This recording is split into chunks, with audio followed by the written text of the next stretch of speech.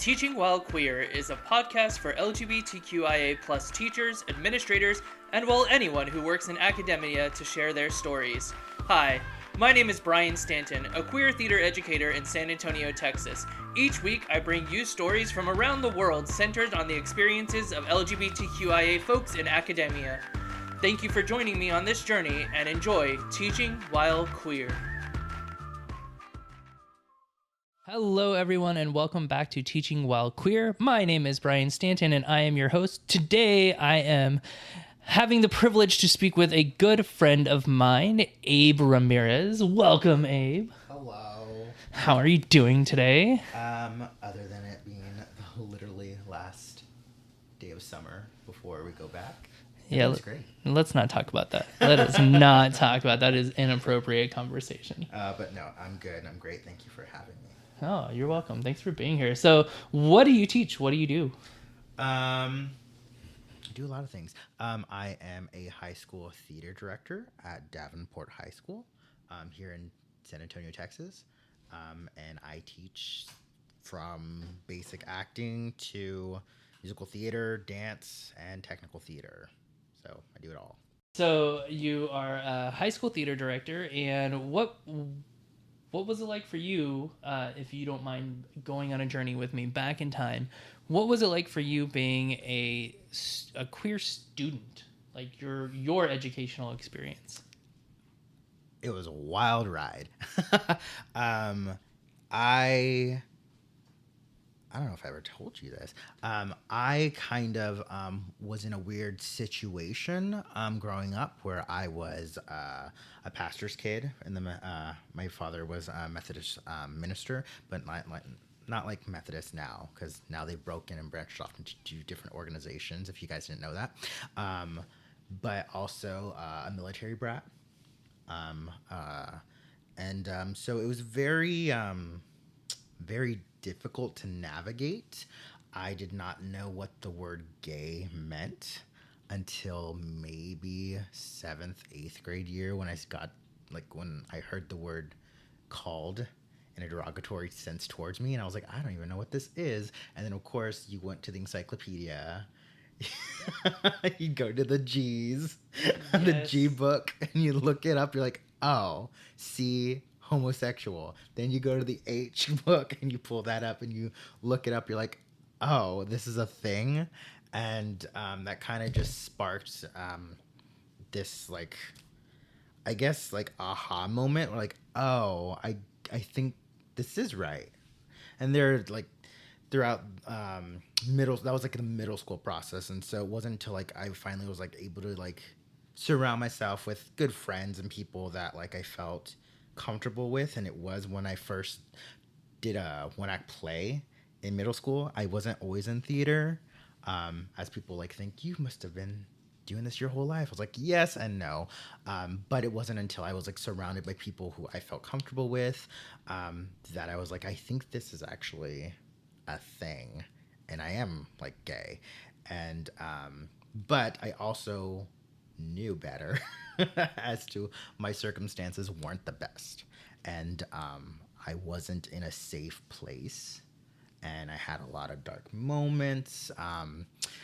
Recently going to therapy, I still have things I haven't I haven't dealt with yet, but when I went to high school, because I was a military brat and pastor's kid, we moved around a lot, so I never was it was good for me, but also unfortunate, because I was never in one place long enough to people ask questions, right?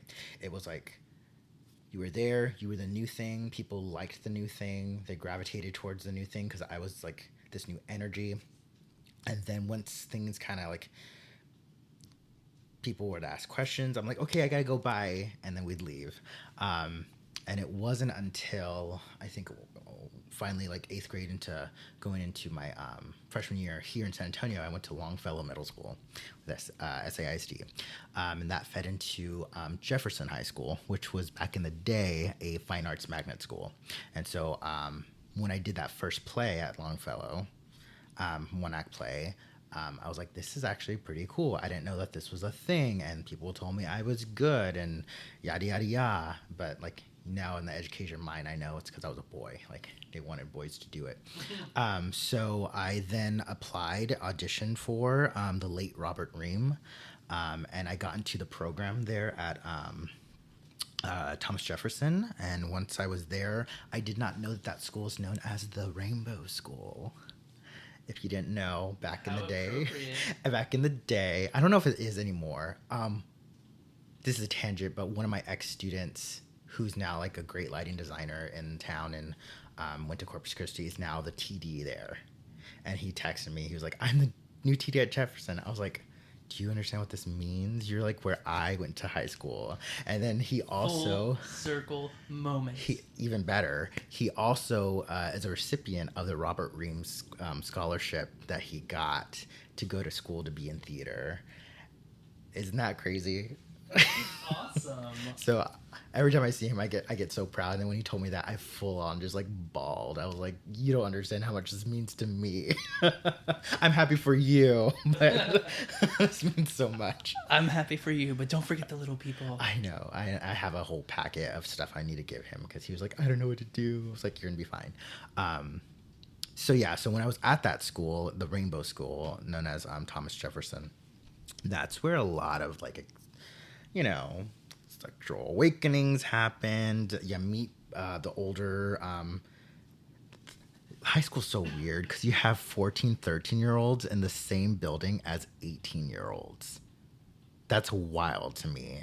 And if people are like, oh, they're all kids, like, no, they aren't. You've obviously never talked to a little freshman, and you obviously haven't like had to talk a senior down, like, obviously. But that's when I kind of like, I saw another penis for the first time. Gasp. I know, that was crazy. And it was in a dressing room because you had to dress out. Like, I wasn't a sports person, so I wouldn't go to the locker room. And then when I was in PE, I'd be like, I'm not dressing out because I didn't feel comfortable. But that was like all these like sexual awakenings and stuff, and meeting people, having your first like queer kiss, and like all of that happened. And then, of course, rumors, speculation, and then, but again, luckily, I left after the first year, my freshman year. I left, we went to another place, and the same thing had to happen again. So there at Thomas Jefferson in San Antonio, I was able to at least breathe a little bit at school. But then when I went back home, it was like completely like, bottle it up, have to be this like pillar of excellence and pillar of, moral standing because you were the pastor's kid.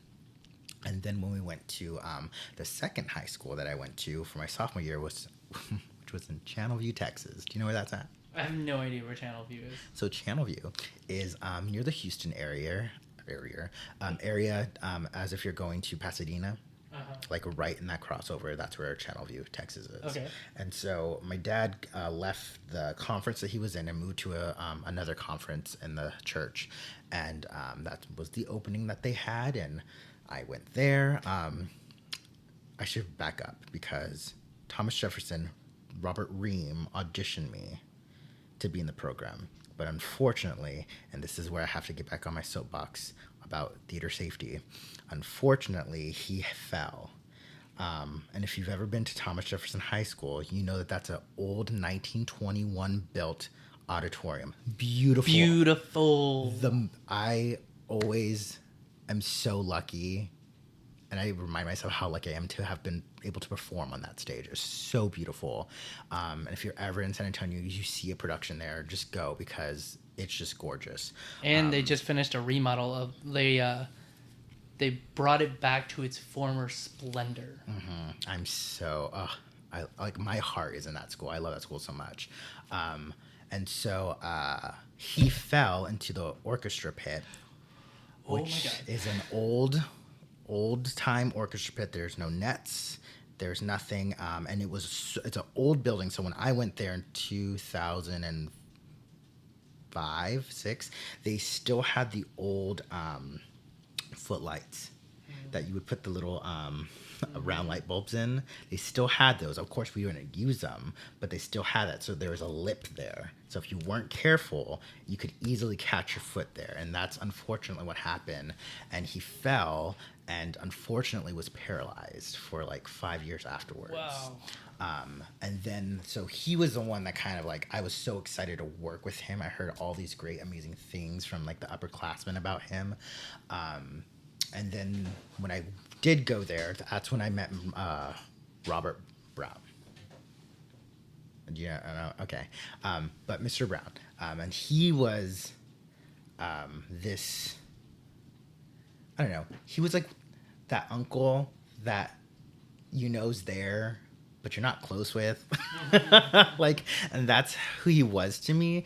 Because I was serious about theater and my path and journey, but I didn't know. And I also was like trying to figure out myself because it was a very confusing time. But I didn't, and I mentioned him obviously because we're talking about our educators and who influenced us, but later on he's going to come back and play a very important role and how I speak to my students to this day. So I went to Channelview, Texas next, and that's where Catherine Dowdy was there. I think she just retired recently, but I was not in theater that year. I know, crazy.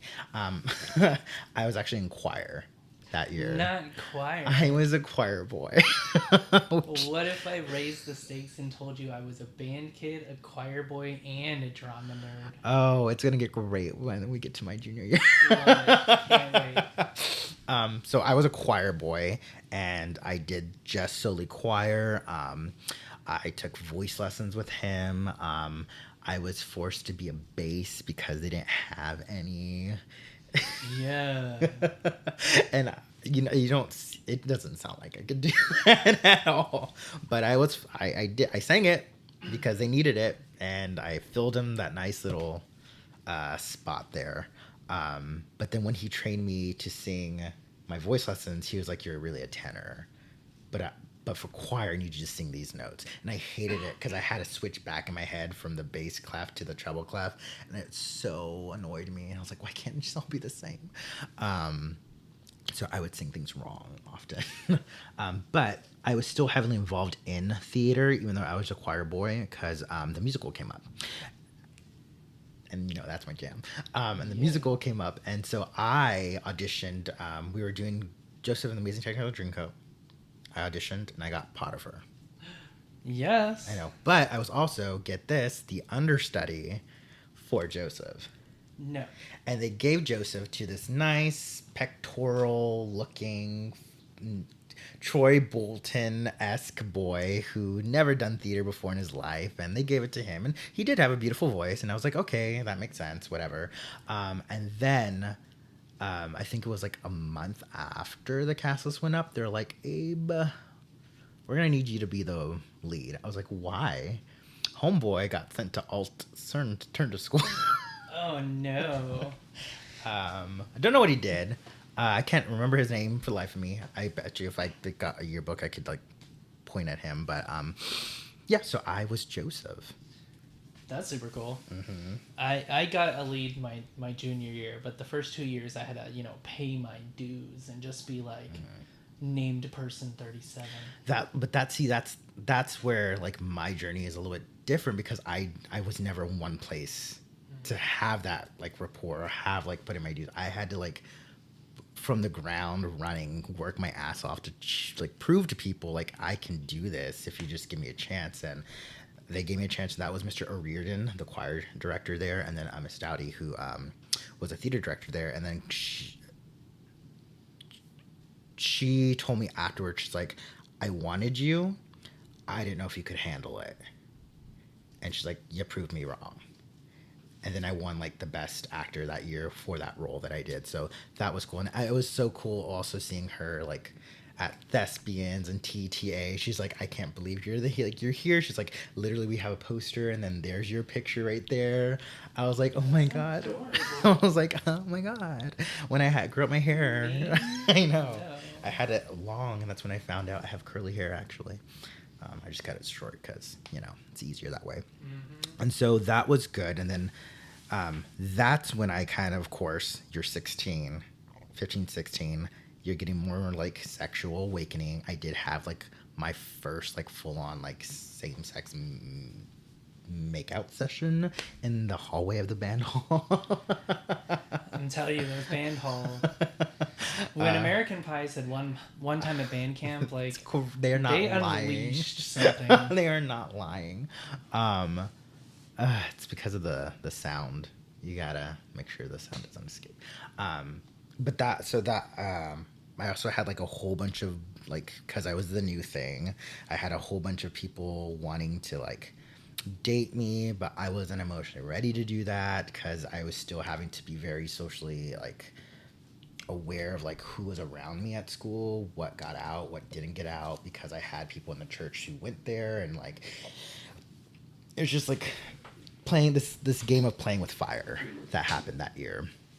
And I've never felt so free when I was at school, but also choked.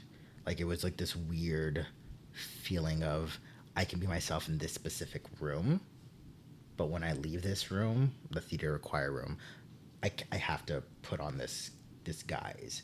And it sucked because I look back and I'm like, oh, that guy was actually really nice. I wish, that's why when we watch like all these, I think I told you, I don't know if we had this conversation, but like when you watch like the Netflix Heartstoppers, like you get so happy and then at the end of it, you just are super depressed and sad. It's because you're mourning what you never had. And like that, as I'm older in hindsight, looking back, I'm like, God damn, I could have had maybe like a good relationship, you know, like seeing the people on Instagram and like, oh, they're living their best life. Good for them. I wonder what if, you know, that stupid if question. What if is such an interesting thing, because I have that experience too, from not only Heartstoppers, but like I was reading a book actually called like What If It's Us, and if such a read that book. yes. But at the end of it I'm like, oh, but what if that could have happened to me? Did you know there's a sequel, right? Oh, I read it. Did you read it? I read it. I don't like it as much. It wasn't as good, but you know, that's off topic. Yeah. This podcast is not sponsored by Netflix, nor is it sponsored by Becky Albertari. There you go. Where was I? Okay, so that's sophomore year. Still, like, I would say freshman year is me understanding that I'm queer, gay. Sophomore year is me exploring that. Junior year is when shit gets, like, real. Yes, let's get real. So we were, so let's just say the church didn't really enjoy my father and his preachings. And so we left that church. But because we left, the way the Methodist Church works, you're supposed to get appointed somewhere. And because it was between conferences, so he left one conference and then was in another one. But because he pulled out of this one, the waiting list to get back into this old conference that he had history with, because my grandfather was a pastor, my dad was a pastor, like there's a whole lineage of like religious teachers in my family. But because that conference had a long list, because, you know, of course people move on, they don't, like, people unfortunately die and like they don't have the same ties to people anymore. And so we were homeless for like 3 months, like legitimately were homeless, didn't have a place to stay, didn't have a place to call home because we lived in parsonage. And those of you who don't know what a parsonage is, it's just it's the house that the church owns. Legally, it's the property that they own that they allow the pastor to live in and his family. And so that's what we've lived in my whole entire life, was that. We never called a place my home, like my childhood home. I don't know who she is. That's wild. Yeah. Explains a lot, right? I didn't know any of this about you. Yeah. So we're kind of all split up. My parents went to go stay with my aunt in her spare like mini house in the back of her yard, and I was spending the summer with my sister, my brother, in their apartment with their roommate. So it was very, very tight, very like. When I think back about like that moment, I was like, what the hell? like I was like, we were not together. Like the family was never the same after that. And I felt jealous too, because my brother's 12 years older than me. So me and him only like connected when he was a senior and I was like going to kindergarten, and then that's it. Then yes, FY he left, right? And then my sister's 8 years older than me, so I was there to see her like go through high school and like that drama, and I was just an elementary kid like watching Clifford after school, and then she left, and I was like, when is it gonna be my turn? Like it was like that idea, because I just felt so stifled and I felt like I couldn't be my most authentic self. And then when I was that summer, like seeing them in this like little bubble, like in this apartment, I was like, man, this is what I want. Like this is what I need is this. So that in the back of my head kind of like stayed there throughout the course of my education. So junior year happens. We find a house. It is actually in Northside ISD, and I would have gone to Taft High School, which, if you know who's there now, Amanda Pyle, amazing director. Anyone gets to work with her, she's brilliant. But she was not there during that time. But I didn't want to go there. I called up Mr. Brown at Thomas Jefferson, and I said, hey, I don't want to start anew. I still want to do performing arts. I don't know if this is able to happen, but can I come back and be a magnet for theater again? Like, I'll audition, I'll do whatever you need me to do. Like, I want to come back. And he was like, of course, like, I'm not going to say no to you. He's like, so yes. So I was able to, because he was head of the magnet program, so I was able just to go into my old school like normal, like nothing happened. Like I was on like a 9-month break, and just go back and be with my friends, you know, the ones I lost, and then also like having to.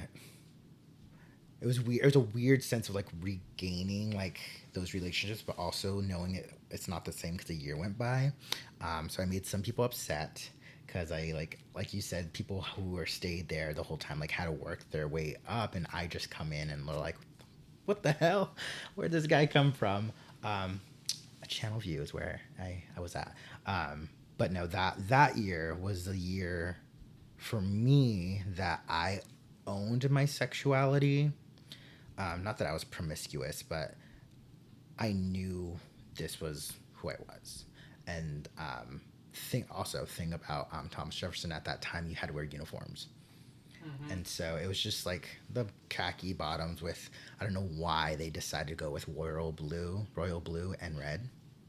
This dumbest colors you could choose. Or the alternative was white. I was like, that's not any better. And so if you don't know what I'm talking about, then you're not from the city. Or any city. Right, any city. But because we had to wear uniforms, it was easier for me just to put on like the uniform, quote unquote, but I could be my most authentic self in my classes with my friends. And it was that year that I was in PE, finally. And I didn't want to be. And so I was in PE and I was taking Spanish 2 for some reason, even though I already took it. I was taking Spanish 1. Because I took Spanish 2 already and I aced it, but something with the credits, because if you move around a lot like I did, credits get, like, everything was messed up. And so I was taking Spanish 1, which was super easy for me. Like, my teacher was like, why are you here? I was like, formality. She's like, cool. Because every time she would just give me something, I would just finish it out. I was like, here you go. And then I was in PE and I didn't want to be there, but my best friend, she was doing the dance team. That's what she got into as I left that sophomore year. She got into the dance team. And so I felt FOMO and I wanted to go and like, I introduced myself to the dance teacher. I was like, do y'all need like a manager or something? Like I would gladly help out. And she's like, well, why don't you just come around and see if you can get out of PE and just come over here. And I was like, okay. And then I told my coach that. He's like, nope, that sounds really good for you. So I should be thanking him. Coach. I think it was Coach Clemens. He was like, Abe, yeah, you don't need to be here. Go there. I was like, thanks, sir. And I got my backpack and just left. And went to Miss Hatley, Jamie Hatley, and who was a dance instructor at that time.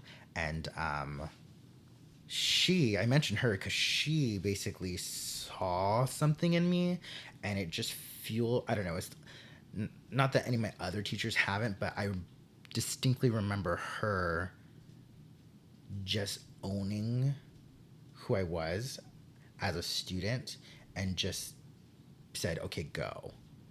And I've never been trusted to do that, even like in college. Like, I've never had that experience with any other teacher. And she just had so much unbridled faith in me to do something. And I took her class, and I was a pretty good dancer according to the people. And then that's when I joined the Lassos. And Yes. do you know the Lassos? I just see kick lines. Okay.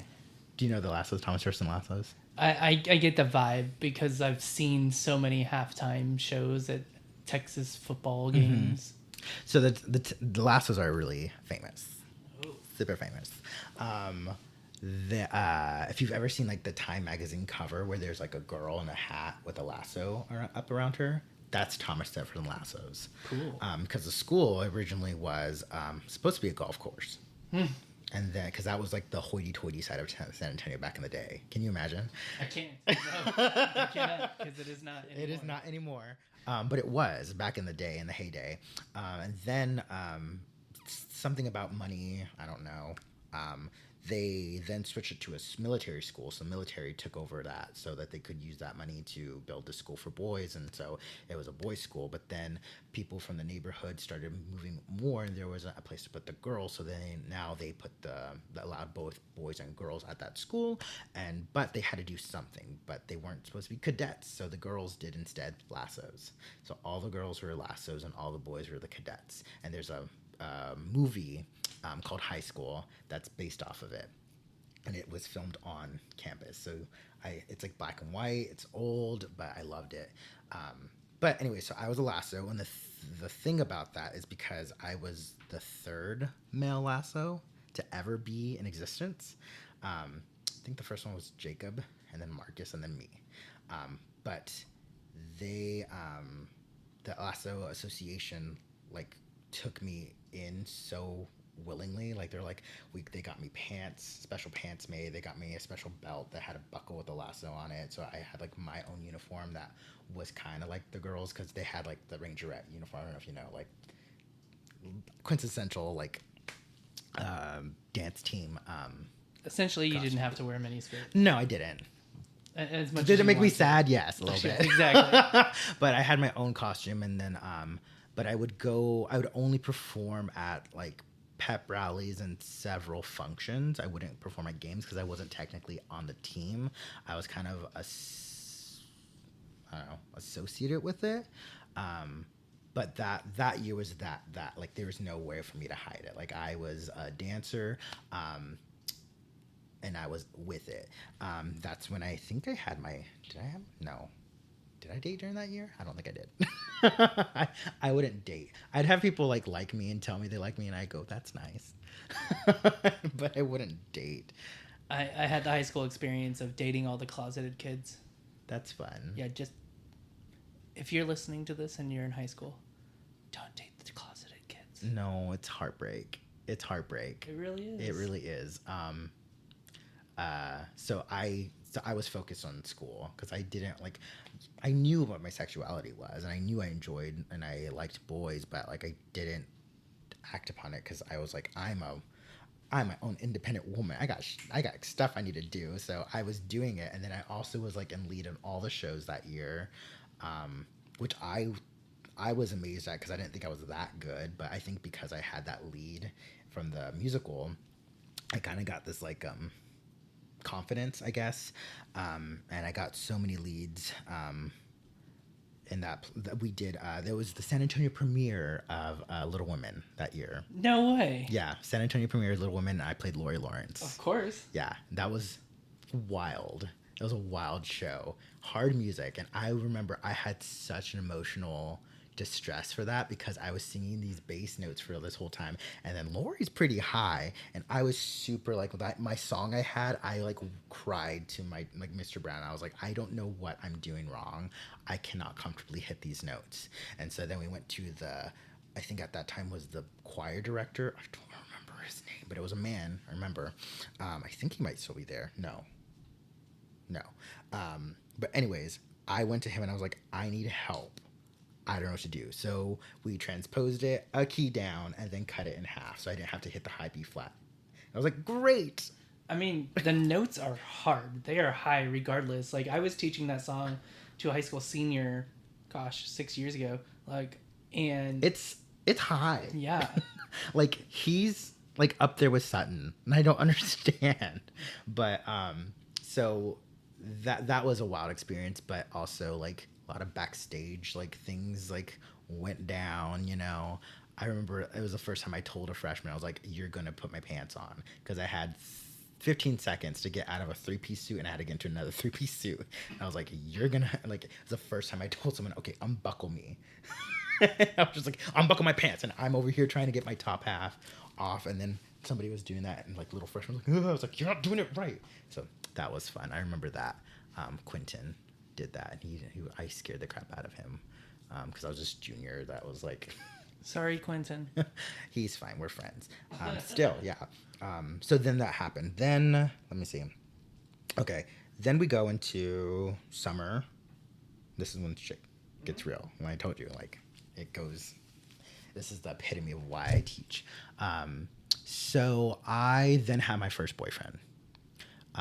It didn't work out. I thought it would, because he was also like a pastor's kid, and I felt like he understood where I was coming from. He was out to his family. I was like, that's so great. Like, there was just all these things that on paper were good, but then this is when kids, people, adults, even if it looks good on paper, you have to vibe with someone. If you don't vibe with them, it's not going to work, no matter how on paper well it looks. But we didn't vibe. But it was that summer where I was like dating him, just so much stress trying to hide that, but also I was then voted captain of the lassos. Ooh. So I was captain, and just the lasso portion. There was like the dance captain, like the colonel, then the lasso captain, and then something else. I just remember it was Becky, Felicia, and me. We were the three main ones. And then we went to officer camp. And when we went to officer camp, that was the hardest. When I tell you, my body ached. Dancers are athletes. I just need to say that. They are athletes 100%. And every time my girls are like, the boys say something about to my dance girls, I'm like, you try to do what they're doing. You can't. She has abs and you don't. Stop. Like, they're doing work. But I went to camp that summer. It was super intense. Like, you had to pick up a dance like in 2 minutes, and you better do it right. Like, it was super intense, crazy, but I learned so much. But I remember one of the dance coaches there, beautiful man, don't remember his name, but he was just one of the coaches there that was teaching. He saw me doing, like, I was having this weird, I couldn't find the balance of this feminine dancing, because that's what it was, right? Like, spade to spade dance teams are normally female. And so I was having this weird, I couldn't find the balance between like this feminine side and then also trying to keep it, for lack of a better word, like masculine, because I didn't have a problem doing the feminine dancing, but I also felt like, I feel like I can maybe change it a little bit. And so what he told me, and I remember, I'll never forget this, he pulled me aside because he saw like I was struggling, I guess, somehow. And he was like, look, you can dance. You can dance how you want to dance. And that's all he told me. And then from that point on, it just clicked. And like every time there was like a body roll, I would just switch it to like something else, would still be on beat. And then it looked good aesthetically, but then still fit in within like, I guess, my comfortability. And my dance teacher applauded me for like finding that, because she didn't know either. She's like, I've never had a boy before. I was like, great, cool. And so when I teach choreography for me, I always make sure like my kids know that, like, you have this, like, I'm going to teach you this, but I also in the back of my head, here's an alternative. Like, I always make sure I have all that so they don't have to do the work. I've already done it for them, because I don't want them feeling like how I did or how I was. So now, fast forward, go to summer theater camp. I just did dance camp. Now I'm at theater camp. Broke up with that other pastor's kid. have this weird not fling, because I'm now at the peak of my sexual peaking and I want to, maybe have relationships with young men. And so this one was not the right one to do that with. And let's just say he was a little too, I don't want to use the word. No, I'll say this. He was very intense. So intense that when he didn't take rejection well, he threatened to out me to my family. No. And he was like legitimate, like knew where I lived, all this stuff, had their numbers somehow. And so from that, and that, mind you, I'm going into senior year. Right? I've never been at a place longer than 2 years, so this was heaven to me. I'm captain of my lasso team. I'm the vice president of the theater club. I'm also part of the Haynes Society, which is a fraternity for men on campus at Thomas Jefferson. And we're doing cabaret. Like, I was going to be the MC. Y'all, San Antonio High School Theater back in the day, so freaking progressive. You're doing cabaret. Mm-hmm. Like, I had parents at the high school I just left who were like, I did cabaret in 1980 something. I was like, at this high school? Yeah, at this high school. Mm-hmm. If I even said the word cabaret nowadays. It was wild that he wanted to do it. Mr. Brown wanted to do it. And I just remember he was editing it. I remember he had to edit it, obviously. And I just remember him, like, seeing him type T-Rex hands, and it pissed me off. And I was like, just move out the way and let me do it. And so I did it for him to get it done fast. I just remember that. And then, so we were going to do cabaret. So, like, we had all that ready to go. But because this person didn't make me feel safe, and I felt like I had no choice, I had to tell my sister about it. And that was the first family member I told. Then when I told my sister about it, she told my parents about it, and it just all snowballed from there. So after that, this is still summer, right? First day of school happens, I don't go. My dance teacher's texting me, why aren't you here at practice? My theater director is texting me, he's like, dude, like, are you okay? And I have to be quiet, and I go, there, my family and my parents, their solution. My dad had a church in Austin, so we had to drive every Sunday to Austin to go and for him to preach at that church and then come back to where we lived. So he finally got an actual, it was like a smaller church, so he got a bigger church position in Pharr, Texas. And so he was going to be there by himself because he did not want to uproot my mom again, because my mom has to, like, retire and not, like, be moving from job to job. And so the agreement was that I would go and live down in the valley with my dad my senior year, and just leave everything behind and go through therapy. No. When I was down there. And so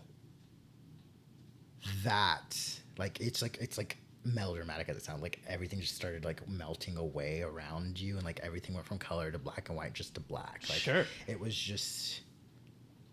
one of the lowest points in my life. And so I had to tell my my lassos, I had to tell my dance crew, like, what was happening. My best friend didn't know anything that was happening. And so she was on team, and it's like, she was just bawling, and I couldn't, like, there was nothing to do because I had to leave that day. And then my other captains texted me, were just like, what the hell? Like I didn't tell anyone, like, what was happening. And then the end of the day, I went to go tell everybody in the theater, which was a big deal because I was the male, the lead, quote unquote. And I remember that was really hard. And then after everyone left, I was able to talk with Mr. Brown, and I will never forget this, and this is why I am the way I am with my students to this day. He said, I wish you would have just talked to me. And he was bawling, and I didn't understand why. I was like, why are you crying? He's like, do you understand how much I love you? And I didn't click to me that my teachers cared about me. I think that's so interesting because I feel like there are so many students nowadays who don't realize that also. Mm-hmm. But like, I mean, I have 4 children. Yeah. And 120 others. Uh-huh. Like, there's a deep-rooted place in my heart for all of my students, regardless of how frustrating they may be. Oh yeah, even the ones that you want to just sometimes throw a shoe at, like, like you still love them.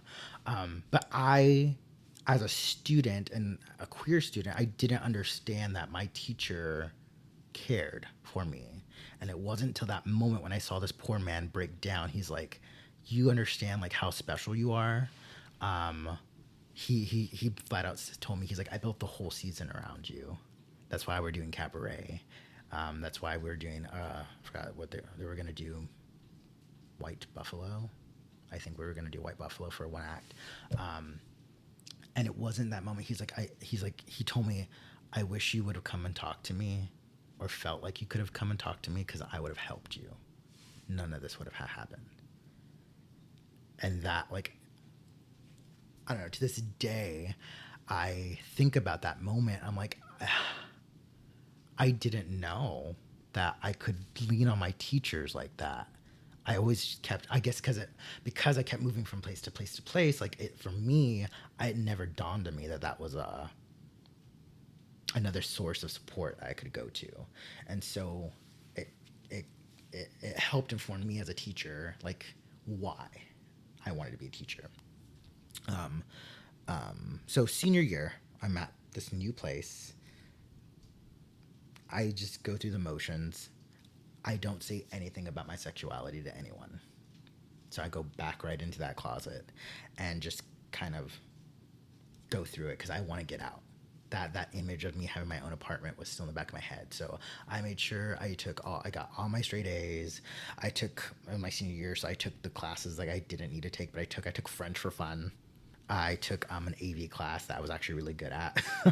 And then I did try to, though, twice. I went to go talk to the dance teacher just to like rehearse with them so I can keep up my technique.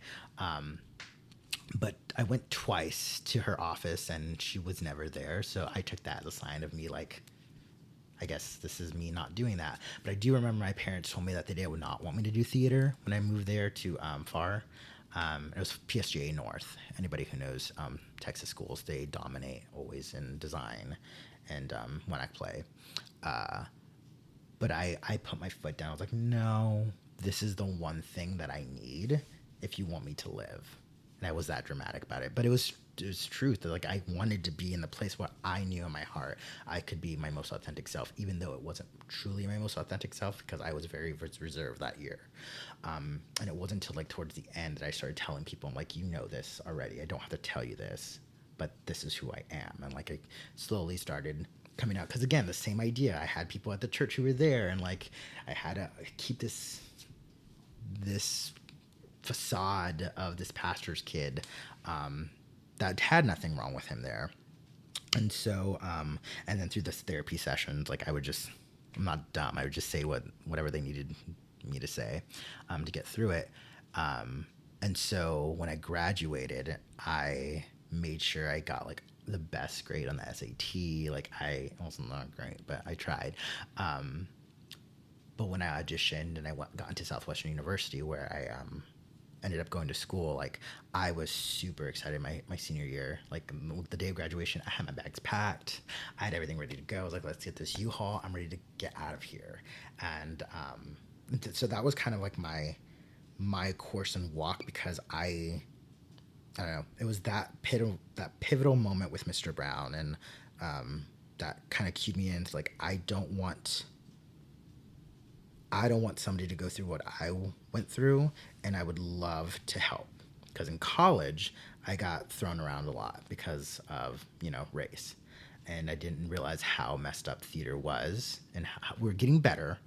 Not a lot, but we're slowly getting better. At least we know. No one talked about it. I don't want to talk about too much about college, but literally, like, I can just tell you, I was playing a whole bunch of kids on, like, didn't matter the race. I just was on stage, so I was having fun. So I played a lot of kids because I had a very kid face. And then my last year, and then I kind of moved into like directing world because I knew I wanted to be a high school teacher. So I moved into the directing world of college, and I took all the directing courses and was able to direct some of the shows on the season. Which was a great opportunity that not many people get for their undergrad. But I remember my senior year comes by and they're like, we have the perfect role for you. We want you back on stage one last time. Because it was like always like the last hurrah. And I was like, okay, great, cool. And they're like, you're going to play an Italian merchant. And I go, okay. And so I played, oh my God, what was his name? It was in Heartbreak House, George Bernal Shaw. So I had to learn an accent, but I had to learn an Italian accent that had lived in England for X years. So it was very interesting. And I just want to say this, bless her, but our vocal professor who taught us our dialect, when we were talking coaching and she was coaching me through it, she's like, Abe, do you know that you have like some Spanish patterns in the way you speak? Straight face told me that. And I go, you don't say. I did not know that. For all of you listening out there, let's explain. Who are you, Abe? I'm Mexican American. The Z at the end of my name kind of says it all. Like Ramirez. I'm also quite tan, just so you know. Like, it was just that. I say that because that kind of encompasses kind of like how why you played in Italian, right? Also, I never wanted my kids to ever feel that way. Because it wasn't, again, until like we graduated and then me and some of my other friends like were talking about our experiences, and it wasn't until I got and I worked at East Central High School with Maggie Booz, a phenomenal theater director and educator. Oh, she's amazing. But we both went to Southwestern and did the same program. She was just 4 years ahead of me. So literally when she graduated, I went in. And so we were just discussing our experiences there, and we were just like, these are not the same experiences. And so then that got us talking like to our other friends who went in the program, and I was just like, it was just so mind-opening how, by the way you look, how much you weigh, what your race is, how much that dictates on how your education goes.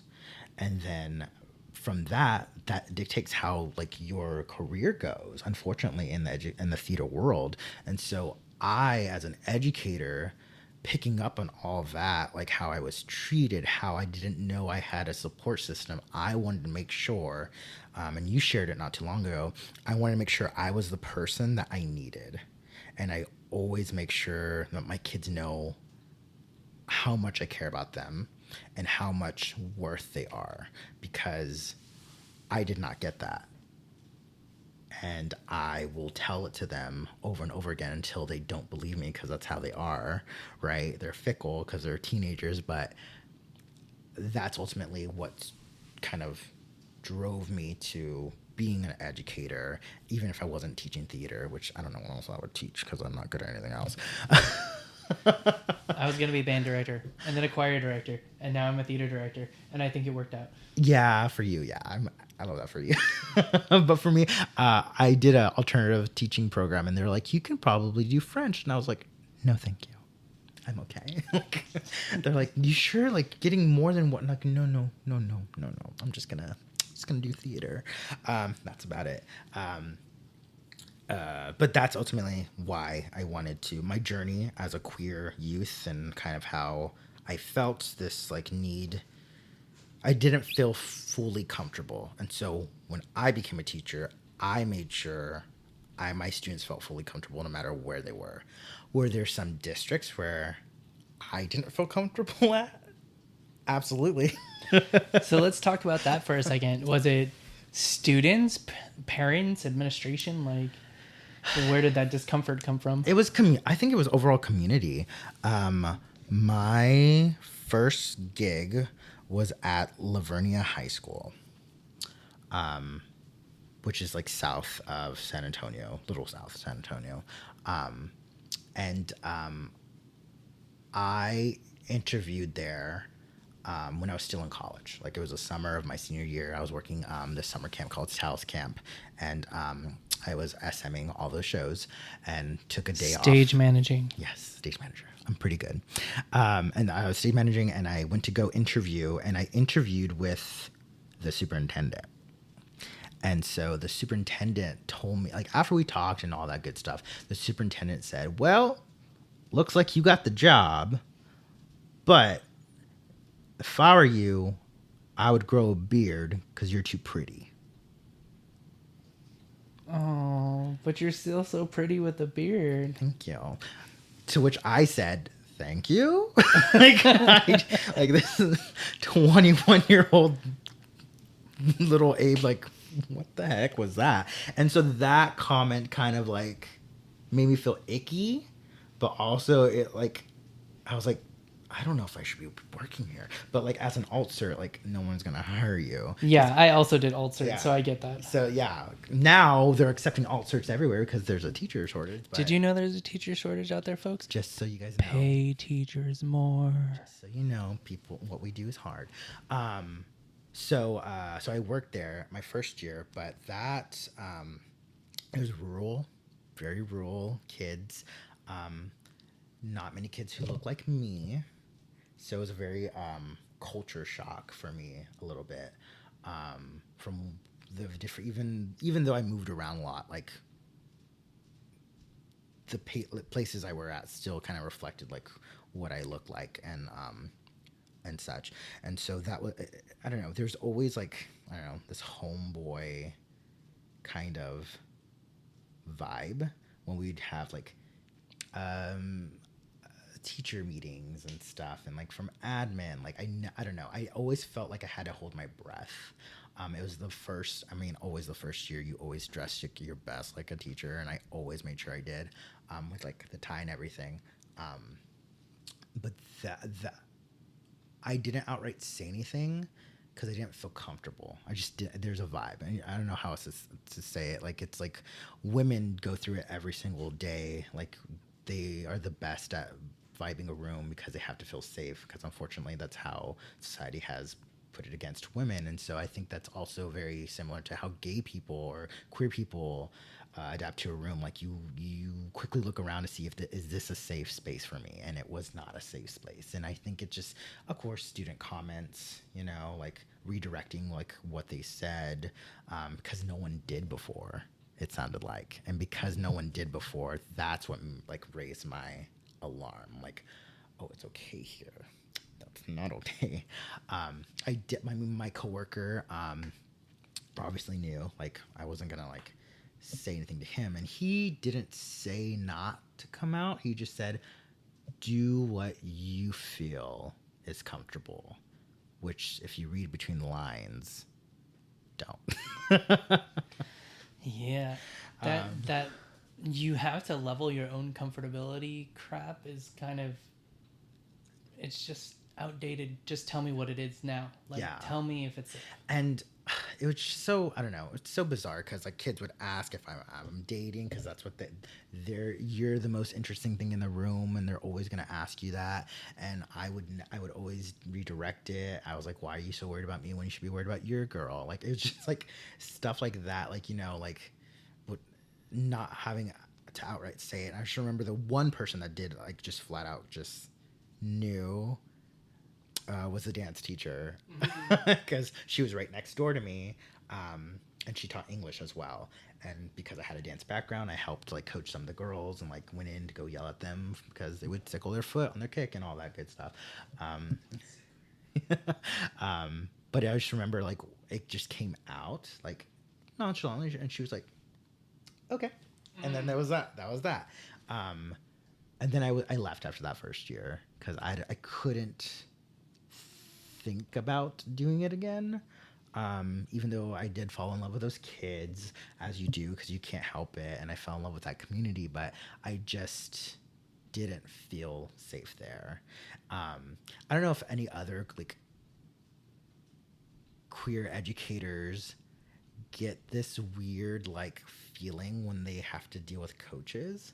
Like I get this like weird, I think like it harkens back to like high school times where I don't feel safe around them, and it's taken me a lot to kind of humanize the coaches and remind myself that they are not your tormentors back in the day. Like, but I remember as much as they might look like them. Right. That's the hard part. You have to disassociate because the coaches where I'm at right now, like I love them to death, and like we can do side eye and just like like communicate without communicating because those meetings are harsh. But like when I was first starting out, that was one of the biggest issues I had because I didn't feel comfortable, and when they had us make us do like those icebreaker games with these other people, I'm like, I just want to stick with the fine arts people. Okay, thanks. But yeah, no, that was kind of a tangent. But like, so then I went to Corsicana. Yes, I did. I went to Corsicana to work with the Gloria McLucky, who is a legend. Theater educator legend, been to state like 14 times, all that good stuff. For those of you not in Texas, one act play is a huge deal here. Competitive theater. Go to state, everyone. It's like the same energy that people put into football, they put it into theater. It's pretty wild. Well, kind of. Of course, there's nuances, but for those who don't know, it's that. Like, it's the Super Bowl. It's a vibe. Yeah. Yes, it is. It's very competitive and very sought after. Yes. But she asked me to go work with her, and so when Gloria asks you to do something, you do it. And so I said yes, absolutely. So I moved away from my family and went to Corsicana, Texas, where the vibe also wasn't there, and it wasn't that I didn't feel safe at school because my students, I loved those kids. Those kids just needed someone to love them, and I was willing to do that for them. One of my funniest student interactions came from Corsicana, and I always say it to this day. We'll talk about it later maybe. But the main point was like I think the community there is where I didn't feel safe. Loved the kids, loved my admin, loved my coworkers. Like it was great school to work at.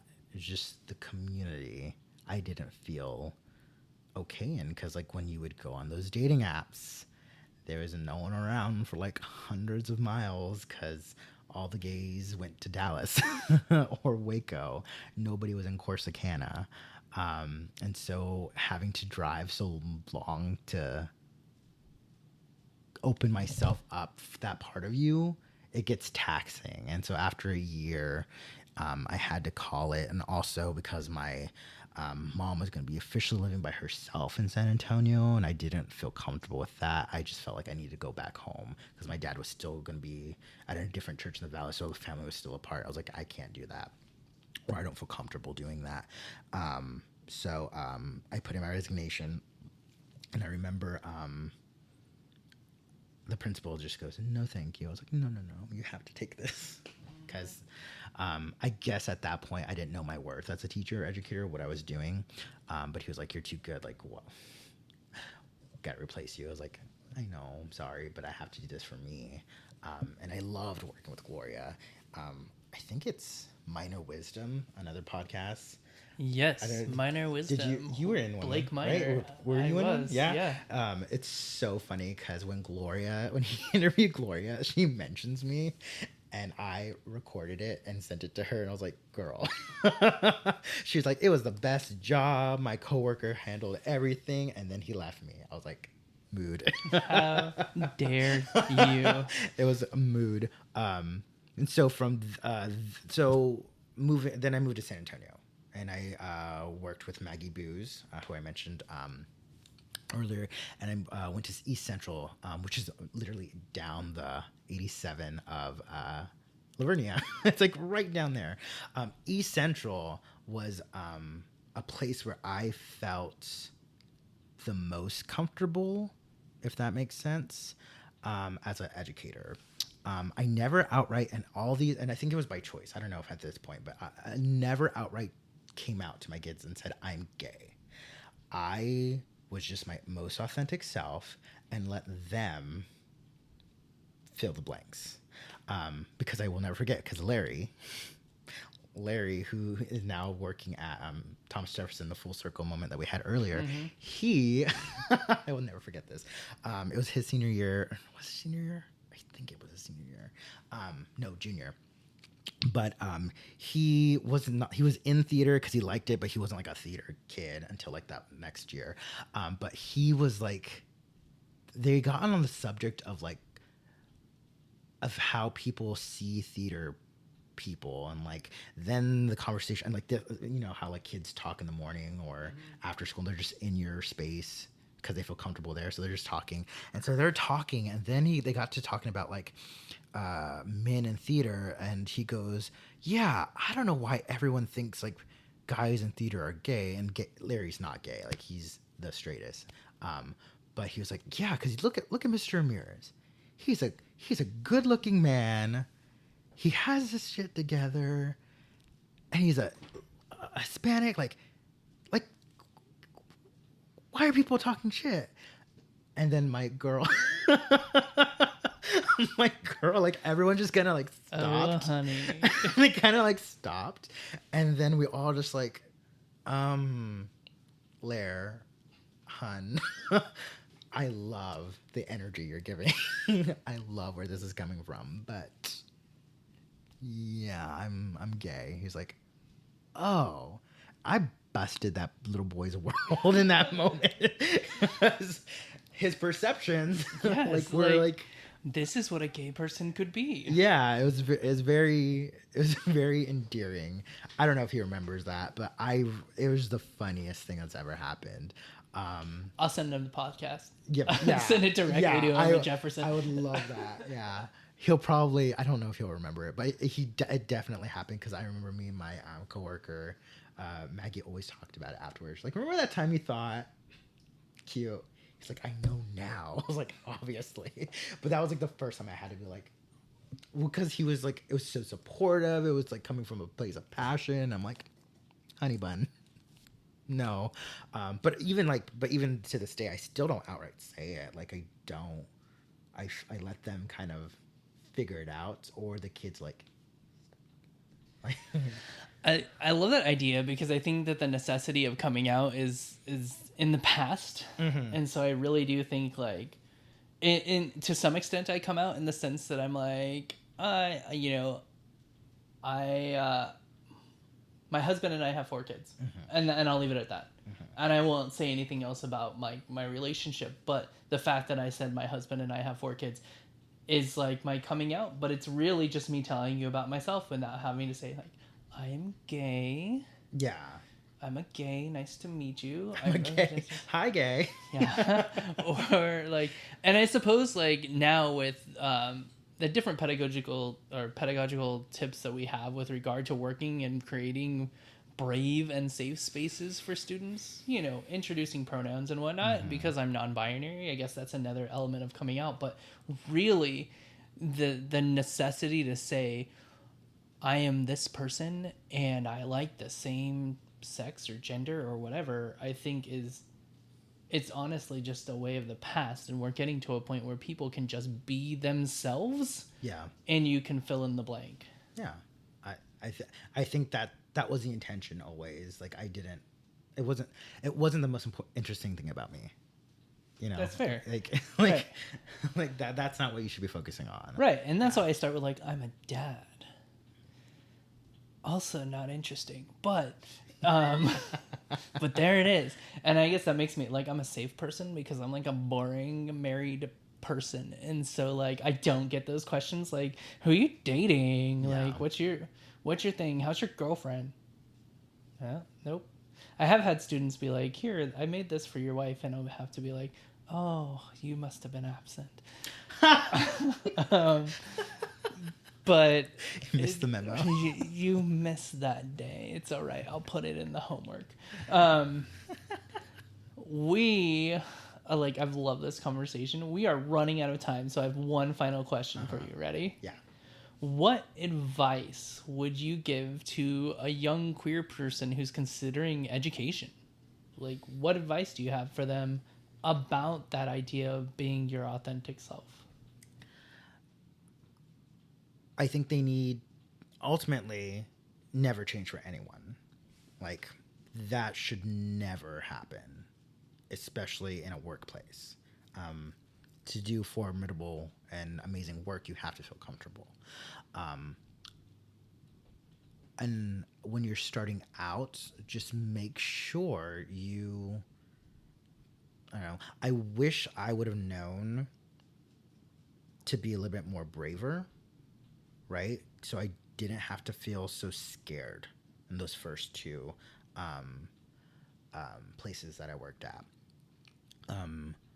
So don't be afraid to vouch for yourself. And also, if you're in that interview, like, I don't want to say put all cards on the table, but yeah, put all cards on the table, because if your admin reacts a certain way, then that's going to tell you how your experience is going to be.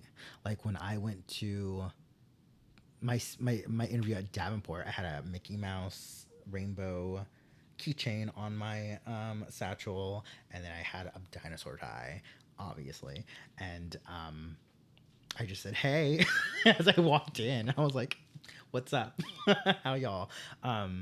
Because the kids are going to be receptive to that.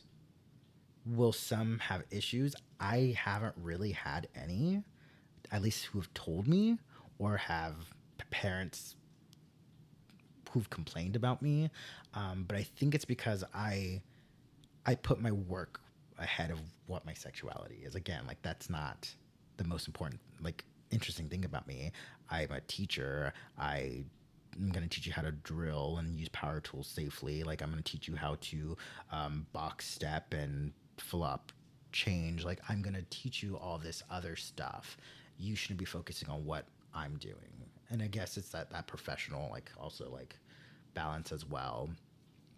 So if a young educator who identifies as queer is wanting to find a job, I would say just don't be afraid to be brave and vouch for yourself, especially when you're finding those jobs, especially when you first start out. It's really hard. It's really hard. You have to go to those smaller districts first to get, unless you know people, to get your feet running, but really throw yourself into the work that you're doing, but also into those kids, because when you're the most authentic self with those kids, I don't know about you, but they always come back, even the annoying ones.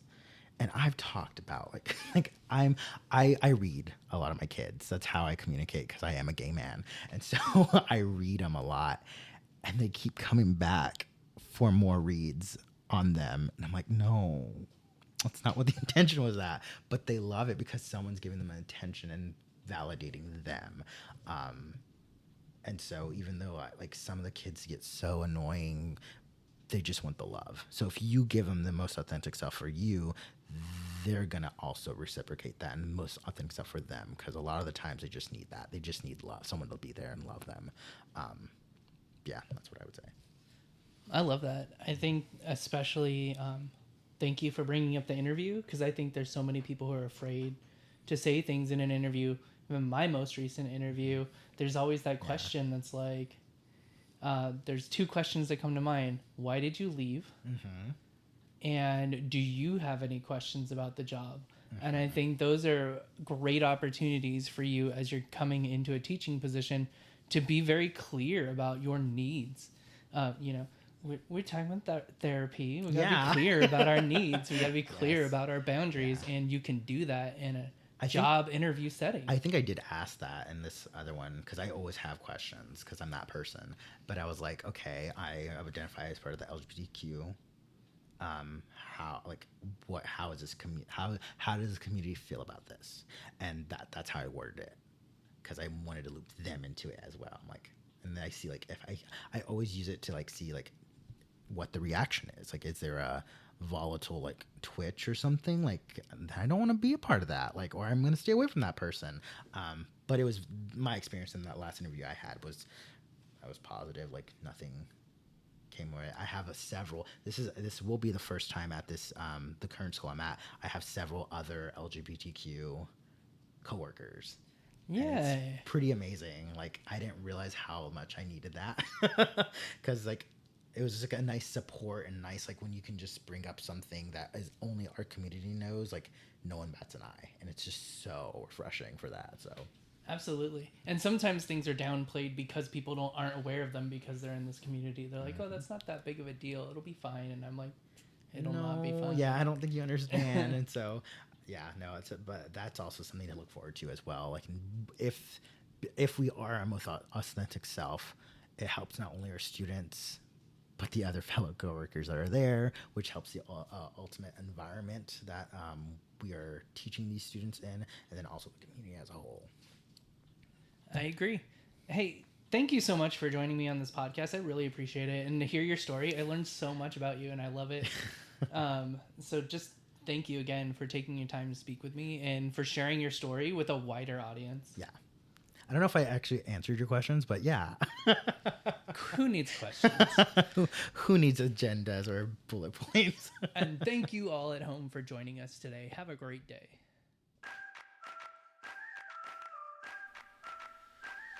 Thank you for joining me for this week's episode of Teaching While Queer. If you haven't done so already, please consider subscribing on your favorite RSS feed and sharing the podcast with your friends and family.